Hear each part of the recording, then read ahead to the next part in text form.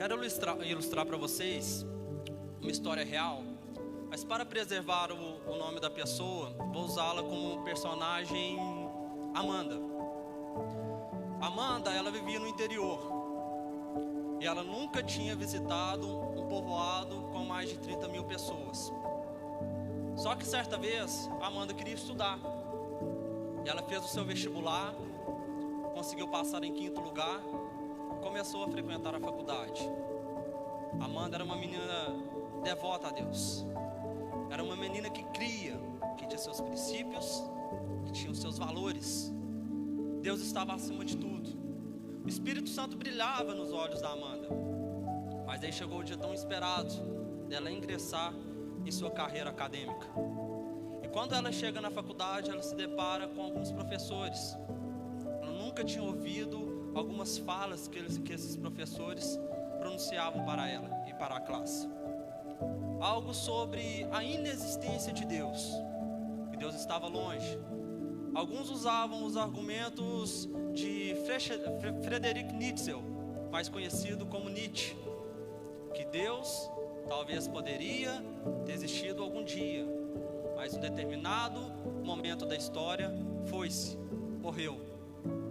E a Amanda começou a bagunçar a sua mente. E ali as dúvidas começaram a invadir o seu coração. Aquilo que ela aprendera desde a sua infância até o dia antes de ingressar na faculdade estava agora causando reboliço de emoções na sua mente. Até então que chega um dia, Amanda deixa uma carta. Amanda não aparece na faculdade, ela não volta para sua casa e todos procurando por Amanda. Até que alguns colegas dela de classe acham a Amanda com uma corda no pescoço, morta, no fundo da faculdade. E ali uma carta escrita. E nessa carta dizia: um dia eu comecei a ter alguns valores. Cresci em um povoado pequeno, onde meus pais me ensinaram que Deus estava acima de tudo. Eu amava a Deus. Eu amava fazer a vontade de Deus. O que eu mais queria era abraçar Jesus. O que eu mais queria era estar na presença de Jesus. Eu achava que esse amor nunca teria fim. Até que um dia, algumas pessoas disseram para mim que eu estava no caminho errado. Que talvez eu estava usando Deus apenas por uma fuga emocional. Eu não sabia que esse sentimento poderia cortar tanto meu coração. Então quero pedir desculpas aos meus pais por causar essa imensa dor a eles. Mas eu não consigo mais viver com essa descrença de que Deus não existe. Agora, eu tenho várias dúvidas. Eu tenho vários constrangimentos. Mas eu peço somente eu só peço uma coisa a vocês. Que vocês possam pedir aos meus pais para me enterrar debaixo dos lindos pinheiros que eu frequentava no cemitério. Por que eu estou contando isso para vocês? Talvez hoje existem pessoas aqui que estão nessa situação. Entram na igreja, participam dos cultos, cantam hinos sobre Deus. Mas de fato, será que nós estamos mesmos convictos que Deus existe? Será que não estamos achando aí que Deus é apenas de fato um subproduto de uma não reflexão? Será que nós estamos encaixando na situação de Amanda? Principalmente as pessoas aí que estão agora entrando na faculdade, porque lá vocês vão encontrar professores que vão usar argumentos dos célebres ateístas do passado, como Sigmund Freud, como o que eu citei, Friedrich Nietzsche, como Bertrand Russell, várias pessoas, paladinos do ateísmo, como Richard Dawkins. E será que você vai continuar a sua crença? Você que cresceu na igreja, para você que um dia levantou sua mão e aceitou Jesus como único e suficiente Salvador da sua vida. E quando você se deparar com essa situação, o que você vai fazer? Então essa história serve como um alerta para nós do perigo que nós corremos sobre não ser orientados, ou quando nós às vezes ignoramos as verdades que são ditas para nós. E caímos então nessa mesma situação de Amanda. Caímos no fideísmo. Qual que é a diferença de fé e fideísmo? Eu queria ilustrar isso para vocês. Vamos supor que eu estou num prédio, em um cômodo, e esse cômodo agora está em chamas, está pegando fogo.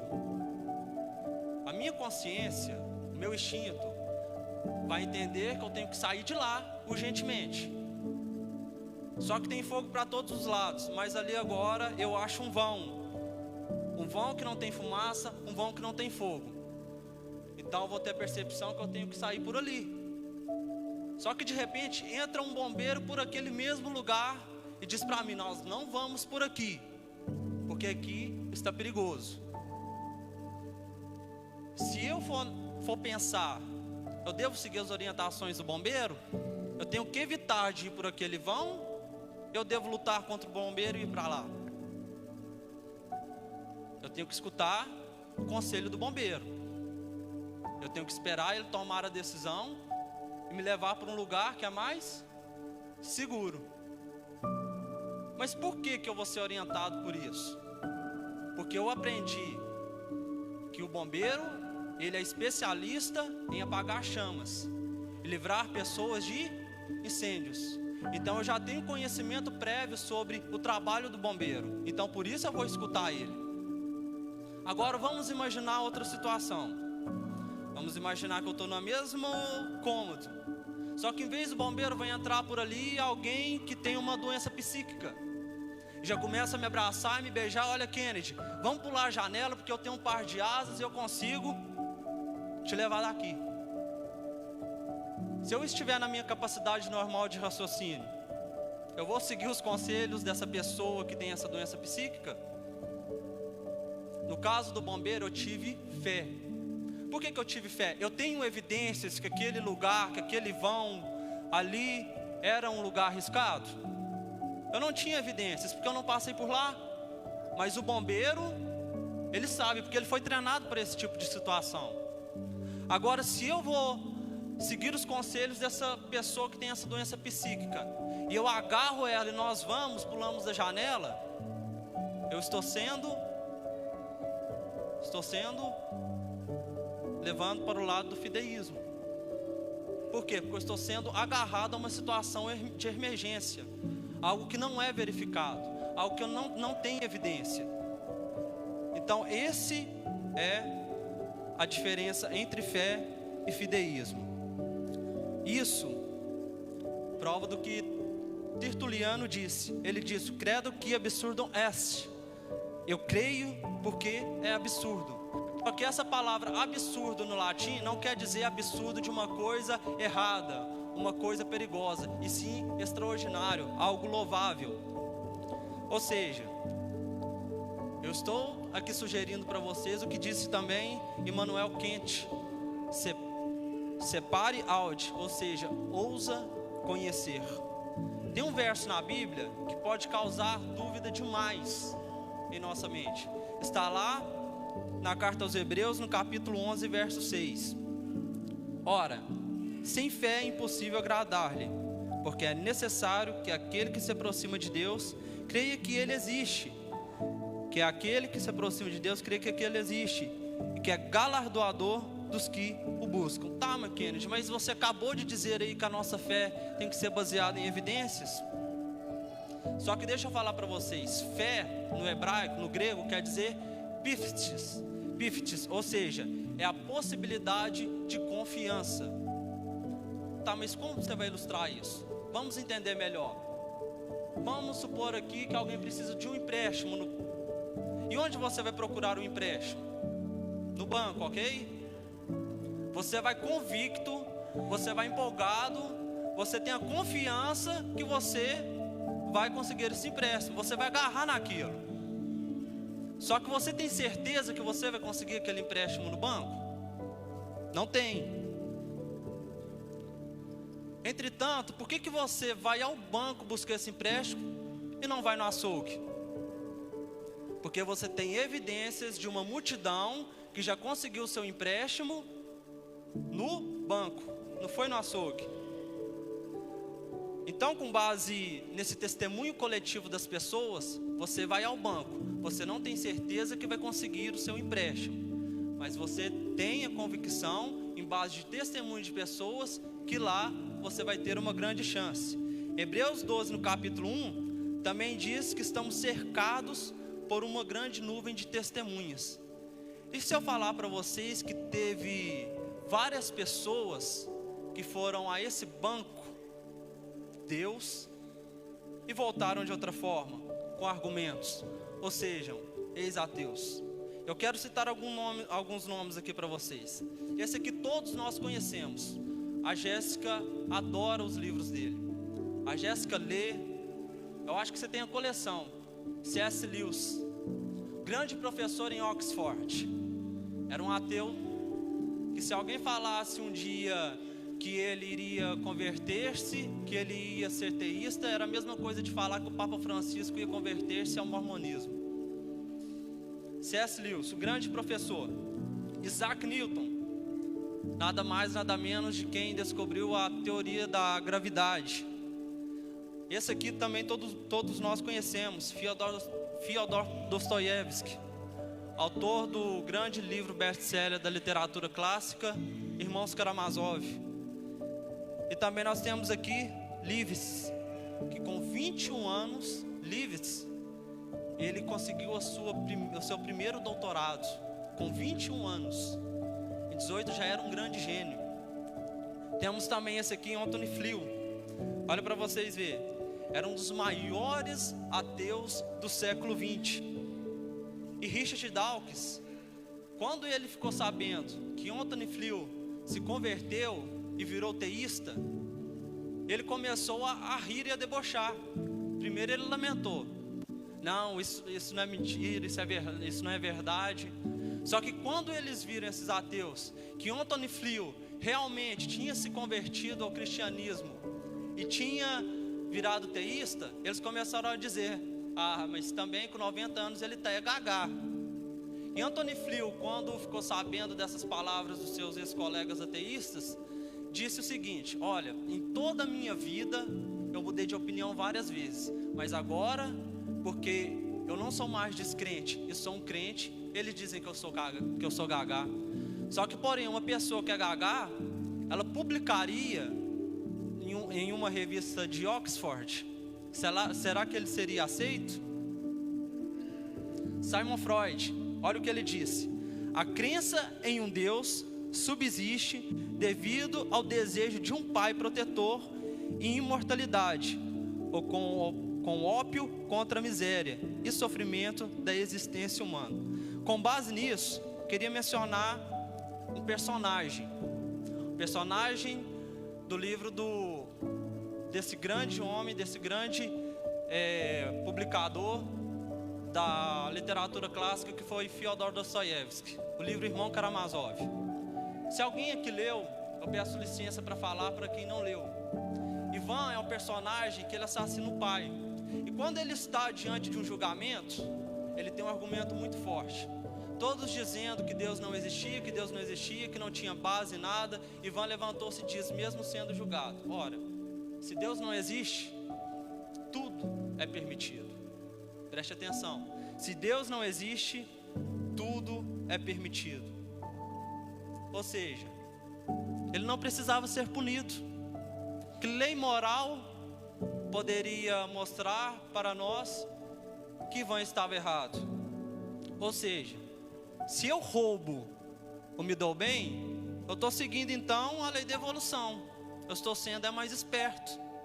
Se eu passo a perna em alguém e me dou bem, eu não posso ser condenado. Eu estou sendo mais esperto. Eu não estou dizendo aqui, gente, que os ateus são imorais, de forma nenhuma.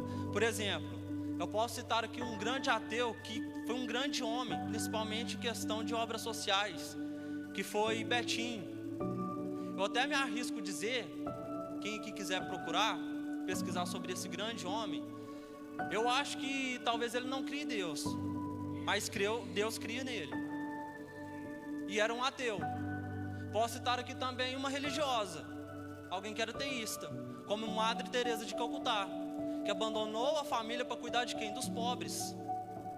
Então, se nós formos olhar, às vezes faz sentido, porque vocês podem dizer aí, tá, Kennedy, mas essa questão de caráter, essa questão de moral, isso não quer dizer que faz parte só da religião. Isso já é uma obra do ser humano. Então, ok, mas se alguém ali vai e me faz alguma raiva, se alguém me provoca, e eu vou lá às vezes e mato essa pessoa, quem disse que eu estou errado? Se essa pessoa me provocou, quem é que colocou essa lei moral nos homens, de que às vezes agredir, ou matar, ou defender-se, até que mesmo seja por violência, é errado? Então devemos refletir nisso aí.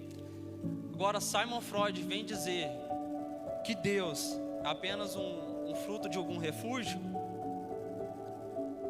Freud disse que emocionalmente nós temos uma carência de Deus. Agora olha para vocês verem que petulância. Pelo que eu saiba, todo o nosso organismo necessita e corresponde de algo da natureza. Ou seja, por exemplo, nós precisamos de vitamina C. E o meu corpo não produz a vitamina C. Então eu tenho que procurar essa vitamina C em elementos da natureza. O meu corpo por si só não produz. Eu tenho que procurar. Então eu dependo da vitamina C. Agora imagina se eu não achasse a vitamina C na natureza ou em outro lugar. Meu organismo não conseguiria sobreviver. Então eu morreria. Agora podemos imaginar outra coisa também. Imagina órgão reprodutor masculino sem órgão reprodutor feminino. Imagina o pulmão não depender do oxigênio. E assim por diante, os rins não depender da água. Freud, na minha opinião, aqui está completamente equivocado. Agora ele vem dizer que nós temos uma necessidade de Deus, mas Deus não existe. Não faz sentido se nós formos observar. Então, se Deus não existe, de onde vem a necessidade de termos um Deus? Se Deus é uma ilusão, então por que nós estamos iludidos? Yuri Gagarin, quando iniciou-se a Guerra Fria entre Estados Unidos e a União Soviética, ali ficou aquela luta, aquele impasse de quem enviaria o homem à órbita no espaço. Então eles enviaram Yuri Gagarin. E quando Yuri Gagarin subiu ao mais alto do espaço, ele disse: olha, eu subi aqui mais alto do que qualquer homem subiu. E quando foram argumentar mais com Yuri Gagarin, ele foi mais longe. E na minha opinião, Deus não existe, porque eu não estou vendo ele aqui. Alguns anos depois, mandaram outro homem à União Soviética, que foi John Bolton. E John Bolton, ele foi 2 vezes maior a órbita, a distância, do que Yuri Gagarin. Só que aí, eles começaram a dizer para John Bolton: olha, você, John Bolton, que é um grande homem da ciência, descreve para nós o que a sua experiência de estar aí no universo. E nesse momento todos ligaram os equipamentos de rádio, televisão, e John Bolton simplesmente disse: olha, eu só tenho uma coisa a dizer. No princípio criou Deus os céus e a terra. E a terra era sem forma e vazia, e disse Deus: haja luz. Então qual a diferença de Yuri Gagarin e de John Bolton? Será que Yuri Gagarin não teve a percepção, a visão, ou não contemplou o que John Bolton contemplou? E mediante a isso, a Bíblia nos fala que Deus conhece todas as estrelas e sabe o nome de todas elas. Vocês sabiam que o nosso universo tem pelo menos 100 bilhões de galáxias? E cada galáxia dessa tem mais ou menos 200 bilhões de estrelas? E se a Bíblia me diz que Deus sabe o nome de todas elas, que Deus é esse? É o Deus que pode atender às suas necessidades quando você estiver na pior. Se Ele conhece todas essas estrelas, Ele conhece o seu problema também. E pode ter certeza que se você for fiel a Ele e crer que Ele existe, Ele pode fazer algo extraordinário e mudar a sua vida. Glória a Deus. Agora, eu posso provar a existência de Deus por meios científicos? Não podemos. Eu acho que todo mundo aí agora pode até dizer, então você fez nós perder o nosso tempo aqui, fazendo essa pergunta para nós no início do sermão, e agora você está dizendo que nós não podemos provar que Deus existe. Não podemos por um simples motivo, porque Deus é grande demais para caber no escopo humano. Ele não pode ser provado por meios científicos. Ou seja, se eu tento provar que Deus existe, se Ele cabe no meu escopo, Ele não é Deus. Ele é uma energia, Ele é uma matéria, Ele é uma substância, Ele é qualquer coisa, mas não é Deus, porque Deus está além. Ele é grande demais para ser verificado por meios científicos ou por matérias. Agora que essa vai para os matemáticos, para quem estudou arquitetura ou para quem vai estudar. Euclides diz que há dois elementos da matemática que podem nos ajudar nisso. Ele cita os postulados, que são os axiomas, e os teoremas. Qual que é a diferença? Postulado é algo que você afirma, porque todas as evidências apontam para aquilo, e é lógico afirmar aquilo, mas você não tem como provar. Por quê? Porque está além do seu escopo, está além do seu entendimento, não pode ser verificado, não pode ser provado, mas há evidências pela lógica. Agora, o teorema tem como você provar, porque está dentro do seu calibre mental. Agora, deixa eu dar um exemplo para vocês. Se eu não me engano, se alguém aí souber, quem for matemático, a quinta lei da geometria euclidiana diz que duas retas paralelas não podem se cruzar. E como nós podemos provar isso? A gente não está lá no fim do universo para saber. Eles dizem que duas retas infinitas não podem cruzar. Alguns ainda afirmam, alguns comentaristas, alguns grandes físicos, eles dizem que podem. Mas para sabermos isso, nós teríamos que ter uma régua do tamanho do infinito. Isso é impossível, mas pela lógica ela não se cruza. Então nós podemos atribuir Deus a isso. Deus não é um teorema, mas é um axioma. Ele é grande demais para caber no nosso corpo humano, mas nós podemos prová-lo, porque nós podemos senti-lo. Senti-lo como? Por meio da fé, porque por nós ele é verificado. Talvez para alguns ateístas não, mas através da nossa fé nós alcançamos o impossível e nós podemos contemplar esse Deus que é todo poderoso. Amém? Agora, vamos entender aqui algo. Existe um provérbio latino que diz ex nihilo nihil fit. Vamos entender o que é isso. Ex nihilo nihil fit. Nada produz nada. Ou seja, 0 mais 0 é igual a 0. 0 vezes 0 é igual a 0. 0 dividido por 0 é 0. Agora, se nada produz nada, por que hoje há algo? Se antes não tinha nada, por que hoje existe o universo? Existe o sistema solar, existe bilhões de galáxias. Stephen Hawking, não sei se é essa pronúncia certa, mas esse grande homem que sentou na cadeira de Sir Isaac Newton em Harvard, uma das mais conceituadas universidades do mundo, ele disse algo muito bizarro no meu ponto de vista. O universo pode criar do nada e Deus não é mais necessário. Tá, querido, eu sei que é um fazedor de sorvetes. Você vai discordar de um homem que criou a teoria das cordas e também nos seus últimos dias estava tentando provar a teoria do universo paralelo. E você aí, que é um simples produtor de sorvete, vai discordar desse homem. Me desculpe, gente, mas prova isso que ele disse. O universo pode criar do nada e Deus não é mais necessário. Agora o cético aqui sou eu.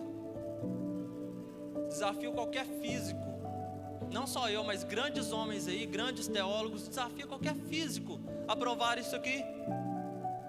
E se às vezes você vai discordar de mim, existe um teólogo, também ateísta, um ateísta, chama Marcelo de Pasqual, dá aula na Espanha, e ele disse que os argumentos de Hawkins é tudo equivocado, que Hawkins na verdade está querendo ser o Deus, porque não tem como, os argumentos deles são todos equivocados.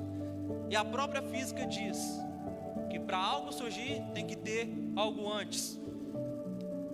E se não tinha nada, como hoje tem tudo? Eu não tô aqui às vezes discordando do gênio da física, esse grande homem, mas essas observações é necessário serem feitas. Agora, vamos entender o que Stephen Hawking desenvolveu. Olha, ele disse que nada disso, nada havia no universo, mas ele deduziu que existe vácuo quântico, partículas, matérias, energia, espaço, movimento, gravidade. Eu pergunto a vocês, isso aqui é nada? Que eu saiba, ele desenvolveu uma sequência, um monte de matérias aqui. Isso tudo aqui é nada? É a mesma coisa de eu chegar em um lote e ali ter tijolos, ter uma bitorneira, ter cimento, ter todos os materiais de construção ali, e eu chegar lá e dizer que naquele lote não tinha nada, e de repente sai um prédio do nada. Foi isso que Stephen Hawking tentou provar. Entenderam porque eu disse que talvez aqui agora o cético é eu? Outra questão. Você deu um exemplo aqui ontem, pastor. Olha a música, o quanto ela está em perfeita harmonia. Os sons.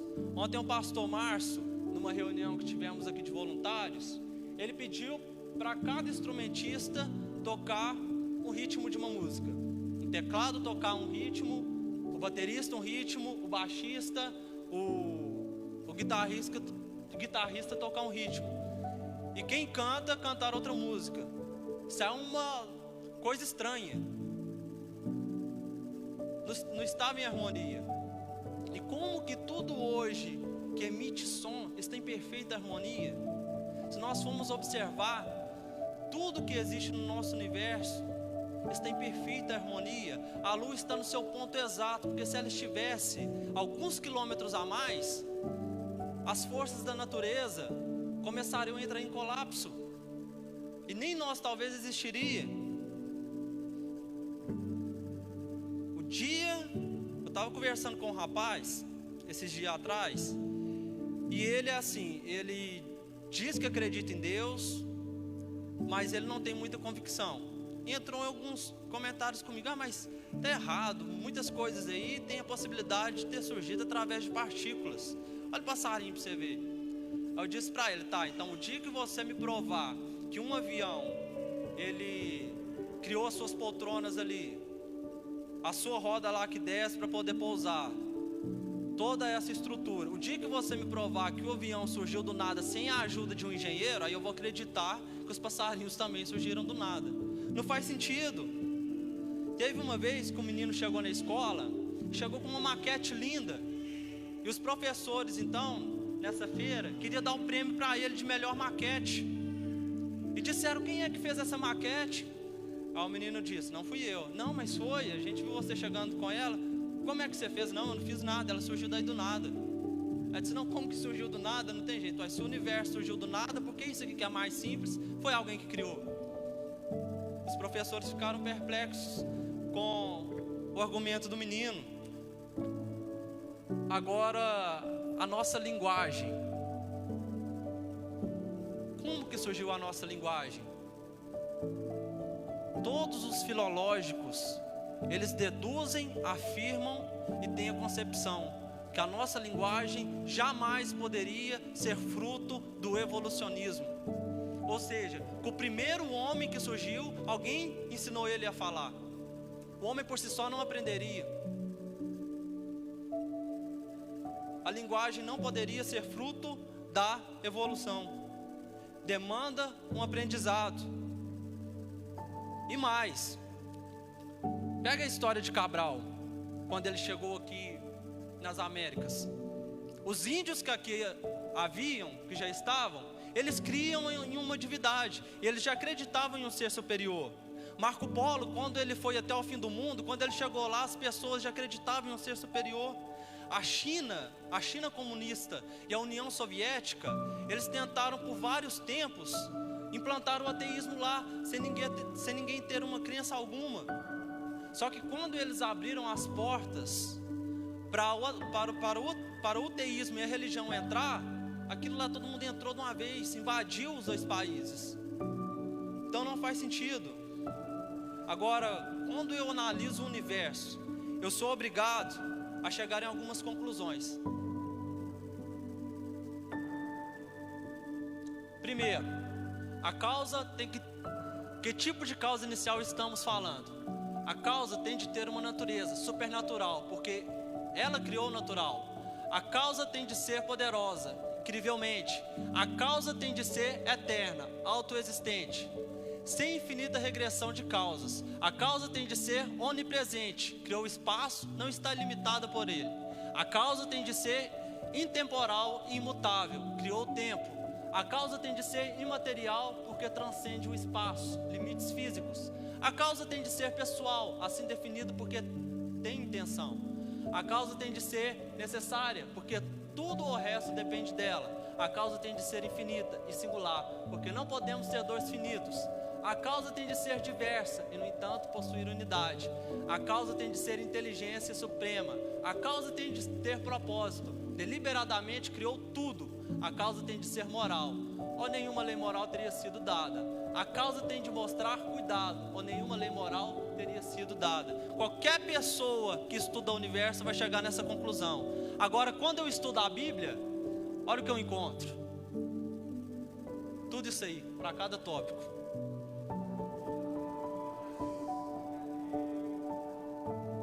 Então, pessoal, é impossível